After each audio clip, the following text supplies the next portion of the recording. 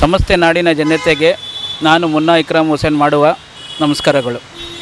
ಮೊದಲಿಗೆ ನನಗೆ ತುಂಬ ದುಃಖ ಆಗಿದೆ.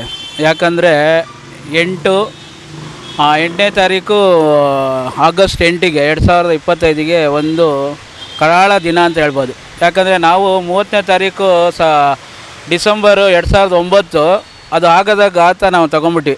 ಅದು ಆಕಸ್ಮಿಕ ಆಗಿ ನಮ್ಮ ದಾದಾ ಅವರು ಹೋದೋ ದಿವಸ. ಬಟ್ ಇವತ್ತು 8 ಆಗಸ್ಟ್ 2025ಗೆ ವರಮಹಾಲಕ್ಷ್ಮಿ ಹಬ್ಬದ ದಿವಸ ಎಂಥ ಕೊಡುಗೆ ಕೊಟ್ಟರು ಅಂದರೆ ಕರ್ನಾಟಕಕ್ಕೆ ತಡ್ಕೊಳಕ್ಕಾಗಲ್ಲ ಅಂತ ಕೊಟ್ಟರು. ರಾತ್ರಿ ದಾದಾ ಅವರ ಪ್ರತಿಮೆಯವರು ಅವರು ಎತ್ತಿದ್ದಾರೆ. ಯಾವ ಅನ್ಯಾಯ ಹೇಳಿ ಇದು.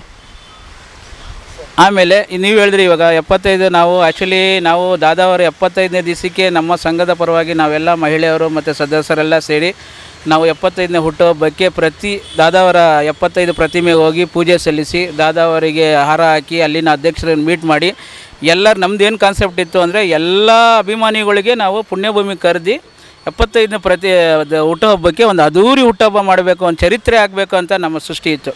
ಯಾಕಂದರೆ ಇಲ್ಲಿ ಯಾವ ಸಂಘ ಸಂಸ್ಥೆ ಇಲ್ಲ, ಎಲ್ಲ ಒಗ್ಗಟ್ಟು ಸೇರಿ ಒಂದು ಕರ್ನಾಟಕ ಇತಿಹಾಸದಲ್ಲಿ ದಾದಾ ಅವರ ಹುಟ್ಟುಹಬ್ಬ ಯಾವ ಥರ ಆಗುತ್ತೆ, ದಾದಾ ಅವ್ರಿಗೆ ಅಭಿಮಾನಿಗಳು ಯಾವ ಥರ ಇದ್ದಾರೆ ಅಂತ ಒಂದು ನಾವು ತೋರಿಸ್ಬೇಕು ಅಂತ ಕಾನ್ಸೆಪ್ಟ್ ಮಾಡಿದ್ವಿ.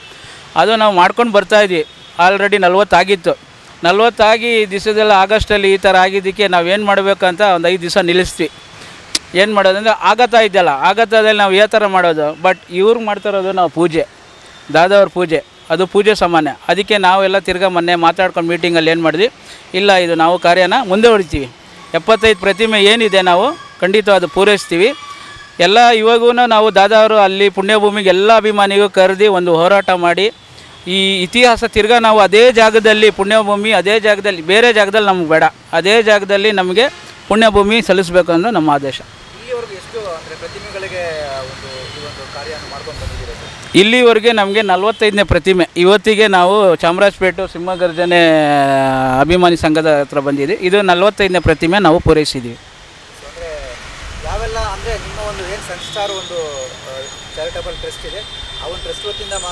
ಹೌದು, ಇದು ಸನ್ಸ್ಟಾರ್ ಸಾಹಸ ಸಿಂಹ ಚಾರಿಟಬಲ್ ಟ್ರಸ್ಟಿಂದ ಮಾಡ್ತಾ ಇರೋದು. ಇಲ್ಲಿ ಎಲ್ಲ ಮಹಿಳೆಯರು ಎಲ್ಲ ಸೇರಿ ನಾವು ಸದಸ್ಯರು ಸೇರಿ ಆಮೇಲೆ ಎಲ್ಲ ಅಭಿಮಾನಿಗಳಿಗೆ ನಾವು ಕರೆ ಮಾಡಿದ್ದಕ್ಕೆ ಅವರ ಪ್ಲೇಸ್ ಹತ್ರ ಬಂದು ನಮಗೆ ಪ್ರೀತಿಯಿಂದ ಸಲಹೆ ಮಾಡಿದ್ದಾರೆ. ಇದು ನಮ್ಮ ಸಂಘದ ಪರವಾಗಿ ಮಾಡಿರೋದು. ಹಾಗೆಯೇ ಈ ಒಂದು ಸಂದರ್ಭದಲ್ಲಿ ಇನ್ನೊಂದು ವಿಚಾರ ಅಂದರೆ ದಾದಾ ಅವರ 75ನೇ ವರ್ಷ ಹುಟ್ಟುಹಬ್ಬನ ದಾದಾ ಅಭಿಮಾನಿಗಳು ಅದ್ದೂರಿಯಾಗಿ ಸೆಲೆಬ್ರೇಷನ್ ಮಾಡಬೇಕಂತ ಅಂದ್ಕೊಂಡಿದ್ರು.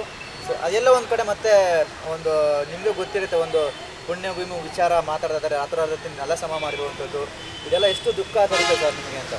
ದುಃಖ ಅನ್ನೋಕ್ಕಿಂತ ದುಃಖ ಅಲ್ಲ, ನಾವು ಕುಗ್ಬಿಟ್ಟಿದ್ದೀವಿ. ಆಲ್ರೆಡಿ ನಮ್ಮ ಹೃದಯ ಕುಗ್ಬಿಟ್ಟಿದೆ. ಯಾವ ಥರ ಆಗಿದೆ ಅಂತ ನೀವೇ ನೋಡಬೇಕು. ಅಂಥ ಮಹಾನ್ ವ್ಯಕ್ತಿ, ಕನ್ನಡದ ಆಸ್ತಿ ಅವರು ಅಲ್ವಾ. ಯಾವುದ್ರಲ್ಲಿ ಕಮ್ಮಿ ಮಾಡಿದ್ದಾರೆ ಹೇಳಿ? ಎಂಥ ಕೊಡುಗೆ ಕೊಟ್ಟಿದ್ದಾರೆ, ಎಂಥ ಸೇವೆ ಮಾಡಿದ್ದಾರೆ ಅವರು. ಕನ್ನಡ ಚಿತ್ರರಂಗ ಅವ್ರು ಇಟ್ಟು ಪೂಜೆ ಮಾಡೋ ಮಹಾ ವ್ಯಕ್ತಿಯವರು. ಅಂಥ ವ್ಯಕ್ತಿಗೆ ರಾತ್ರಿ ಹೇಡಿಗಳ ಥರ ಅವರು ಎತ್ತಿದ್ದಾರೆ ನೋಡಿ. ಒಂದು ಇರುತ್ತೆ, ಚೆಕ್ ಅಂತ ಇರುತ್ತೆ. ಈಗ ಗೌರ್ಮೆಂಟ್ ಅವರು ಇವ್ರಿಗೆ ಕೊಟ್ಟಿದ್ರೆ ಏನಂತ, ಈ ಥರ ಎತ್ತುತ್ತಾ ಇದ್ದೀವಿ, ನಿಮಗೆ ನೋ ಅಬ್ಜೆಕ್ಷನ್ ಅಂತ ಹೇಳಿ ಒಂದು ಸರ್ಟಿಫಿಕೇಟ್ ಕೊಟ್ಟಿರ್ತಾರೆ. ಬಟ್ ಯಾವುದೇ ಮಾಧ್ಯಮವ್ರಿಗೂ ತಿಳಿಸಿಲ್ಲ ಅವರು. ಫಸ್ಟ್ ಆಫ್ ಆಲ್ ಕಾನ್ಸೆಪ್ಟು ಯಾವುದೇ ಅಭಿಮಾನಿಗಳಿಗೂ ತಿಳಿಸಿಲ್ಲ, ಯಾವುದೇ ಮನೆಯವ್ರಿಗೂ ತಿಳಿಸಿಲ್ಲ, ಯಾವುದೇ ಸಂಘ ಸಂಸ್ಥೆಯವ್ರಿಗೂ ತಿಳಿಸಿಲ್ಲ. ರಾತ್ರಿ ಯೋಚನೆ ಮಾಡಿರೋದು. ಇದು ಬೇಕು ಅಂತ ಮಾಡಿದ್ದು. ಬೆಳಗ್ಗೆ ಆ ಥರ ಇದ್ದಿದ್ರೆ ಅವ್ರಿಗೆ ಹಕ್ಕು ಕೊಟ್ಟಿದ್ದರೆ ಅವರು ಬೆಳಗ್ಗೆ ಮಾಡ್ಬೋದಾಯ್ತಲ್ಲ, ಧೈರ್ಯದಿಂದ ಮಾಡ್ಬೋದಾಯ್ತಲ್ಲ. ಬಟ್ ಅದು ಮಾಡಿಲ್ಲ. ಯಾಕಂದರೆ ಅವರು ಇಲ್ಲಿಗಲ್ ಮಾಡಿದ್ದಾರೆ. ಇದು ಫೇರ್, ಇದು ಲಾಲು ಯಾವ ಇದರಲ್ಲೂ ಸಂಸ್ಥೆಯಲ್ಲಿ ನಮ್ಮದು ಒಪ್ಪಲ್ಲ. ಕರ್ನಾಟಕ ಇದರಲ್ಲಿ ಒಪ್ಪೋ ವಿಷಯ ಅಲ್ಲ. ಇದು ತುಂಬ ಮಾಡಿದ್ದಾರೆ. ಇದು ಖಂಡಿತವಾಗಿ ಎಲ್ಲ ಕರ್ನಾಟಕ ಅಭಿಮಾನಿಗಳು ಉಗ್ರ ಹೋರಾಟ ಮಾಡ್ತಿದ್ದಾರೆ. ನೀವು ನೋಡ್ತಾ ಇದ್ದೀರಾ 8 ದಿವಸದಿಂದ ಯಾವ ಥರ ಮಾಡ್ತಾ ಇದ್ದಾರೆ. ಇದು ತಡ್ಕೊಳ್ಳೋ ಇದು ಸರ್, ಇದು ಖಂಡಿತವಾಗಿ ಒಂದು ಉಗ್ರ ಹೋರಾಟ ಆಗುತ್ತೆ. ಅಲ್ಲೇ ಮಾಡೋ ಎಲ್ಲ ವ್ಯವಸ್ಥೆ ಮಾಡ್ತಾ ಇದ್ದಾರೆ ಸರ್. ಅಂದರೆ ಎಲ್ಲ ಕರ್ನಾಟಕ ಜನತೆ ಒಂದು ಹಬ್ಬದ ವಾತಾವರಣ ಇತ್ತು. ಅಂದರೆ ಅವತ್ತು ವರಮಹಾಲಕ್ಷ್ಮಿ ಹಬ್ಬ ಇತ್ತು. ಹಿಂದಿನ ರಾತ್ರಿ ಕೂಡ ಈ ಒಂದು ಘಟನೆ ಒಂದು ಕರ್ನಾಟಕಕ್ಕೆ ಒಂಥರ ಕಳಂಕ ಅಂತಲೇ ಹೇಳ್ಬೋದು, ಕಪ್ಪು ಚಿಕ್ಕೆ ಅಂತಲೇ ಹೇಳ್ಬೋದು. ಒಂದು ಮಹಾನ್ ನಟನಿಗೆ ಈ ಥರ ಮಾಡುವಂಥದ್ದು ಇದೆಯಲ್ಲ. ಸೊ ಇದನ್ನು ಯಾವ ರೀತಿ ನೀವು ಅರ್ಗಿಸ್ಕೊಳ್ತೀರಿ ಅಂತ? ಅರ್ಗೋಸಕ್ಕೆ ಆಯ್ತಲ್ಲ ಸರ್. ಯಾಕೆ ಅಂದರೆ ಆವತ್ತು ದಿವಸ ಎಲ್ಲ ಜನ ವರಮಹಾಲಕ್ಷ್ಮಿ ಅಂತ ಎಂಥ ಹಬ್ಬ ನಿಮಗೂ ಗೊತ್ತು. ಎಲ್ಲ ಮಹಿಳೆಯರು ಪೂಜೆ ಮಾಡೋ ದಿವಸ ಎಲ್ಲ ಅದು ಅವರು ಕಾನ್ಸೆಪ್ಟ್ ಮೇನ್ ಇಟ್ಕೊಂಡೇ ಮಾಡಿರೋದು.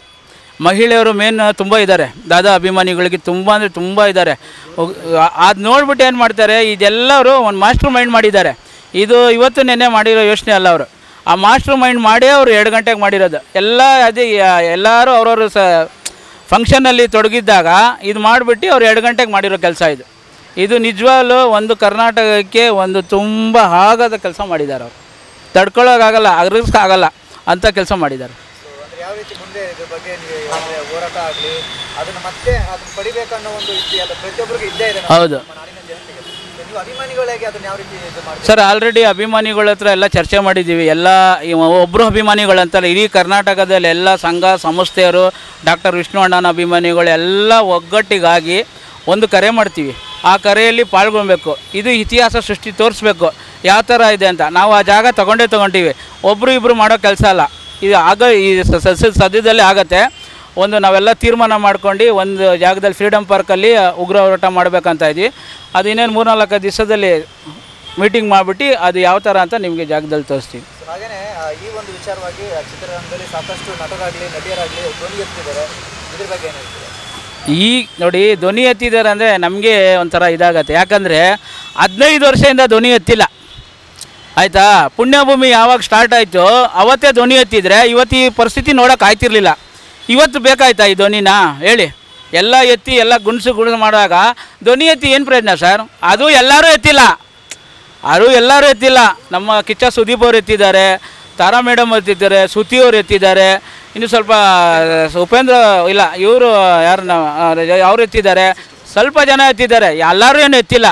ಈಗ ನೋಡಿ, ನೆನ್ನೆನೂ ನಮ್ಮ ಅಭಿಮಾನಿಗಳು ಹೋಗಿ ಕರ್ನಾಟಕ ಮಾಡಿನ ಮಂಡಳಿಗೆ ಹೋಗಿ ಮನವಿ ಪತ್ರ ಕೊಟ್ಟಿದ್ದಾರೆ, ಹೋಗಿ ಸಲ್ಲಿಸಬೇಕಂತ. ಯಾರು ಕನ್ನಡ ಚಿತ್ರ ಫಸ್ಟ್ ಆಫ್ ಆಲ್ ಚಿತ್ರಮಂಡಳಿಯವರು ನಮಗೆ ಯಾವುದು ದಾದಾ ಅವರಿಗೆ ಅವ್ರು ಪುರಸ್ಕಾರ ಕೊಟ್ಟಿಲ್ಲ. ಅವ್ರು ಯಾವತ್ತೂ ಅಲ್ಲಿ ಕೊಟ್ಟಿದ್ದಾರೆ. ಅವರು ಹೋಗಿ ನಾವು ಮುಂದೆ ತೀರ್ಮಾನ ತಗೊಂಡು ಒಂದು ಸಮಾಧಾನ ಕೊಟ್ಟಿದ್ದಾರೆ ಅಷ್ಟೇ ವಿನಃ ಬಟ್ ಯಾವುದಕ್ಕೂ ಅವರು ನಮ್ಗೆ ಇದಿಲ್ಲ ಸರ್, ಸತ್ಯ ನಿಲುವು ಕೊಟ್ಟಿಲ್ಲ.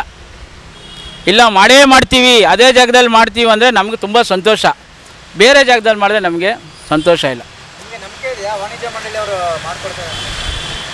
ನಂಬಿಕೆ ಖಂಡಿತ ಇಲ್ಲ ಸರ್, ಖಂಡಿತ ಇಲ್ಲ. ಯಾಕಂದರೆ ನಂಬಿಕೆ ಬೇಕಾ? 15 ವರ್ಷ ಬೇಕಾ ಸರ್ ಆ ಮಹಾನ್ ನಟನಿಗೆ? ಒಂದು ಚಲನಚಿತ್ರ ಅವರು ಚೇಂಬರಲ್ಲಿ ಒಂದು ಯಾವುದೇ ಹಿಂದೆ ಇಲ್ಲಿ ಚಾಮರಾಜಪೇಟೆಯಲ್ಲಿ ಇದು ಮಾಡಿದ್ದಾರೆ ಫಿಲಿಮ್ ಇನ್ಸ್ಟಿಟ್ಯೂಟು, ಅಲ್ಲಿ ಎಲ್ಲಿದೆ ದಾದಾ ಅವ್ರ ಫೋಟೋ ನೋಡಿದ್ದೀರಾ? ಬರೀ ಡಾಕ್ಟರ್ ರಾಜ್ಕುಮಾರ್ ಇದ್ದಿದೆ, ಡಾಕ್ಟರ್ ಅಂಬರೀಷ್ ಅವ್ರದ್ದಿದೆ. ಡಾಕ್ಟರ್ ವಿಷ್ಣುವರ್ಧನ್ ಎಲ್ಲಿ? ಯಾಕೆ ಅವರಿಲ್ವಾ? ಶಂಕರ್ನಾಗಿಲ್ವಾ ಸರ್? ಕನ್ನಡಕ್ಕೆ 2 ಮೊದಲು ಇದ್ದಿದ್ದು doctor Vishnuvardhan, doctor Rajkumar, doctor Ambareesh, 3 ಜನ. ಅಣ್ಣವರೇ ಇಲ್ಲಲ್ಲ ಸರ್, ದಾದಾವರೇ ಇಲ್ಲಲ್ಲ. ಯಾಕೆ? ಅವ್ರೇನು ಬೇರೆಯವರು ಆಂಧ್ರವರ ತಮಿಳ್ನಾಡ ಯಾರೋ ಬೇರೆ ಇದ್ರಲ್ಲ. ಕರ್ನಾಟಕದ ಕನ್ನಡವರೇ ತೋರಿಸ್ತಾ ಇಲ್ಲಲ್ಲ ಸರ್ ಪ್ರೀತಿ ವಿಶ್ವಾಸ. ಅದೆಷ್ಟು ನೊಂದಿದೆ ಅಂತ ನಮಗೂ ಗೊತ್ತಿದೆ.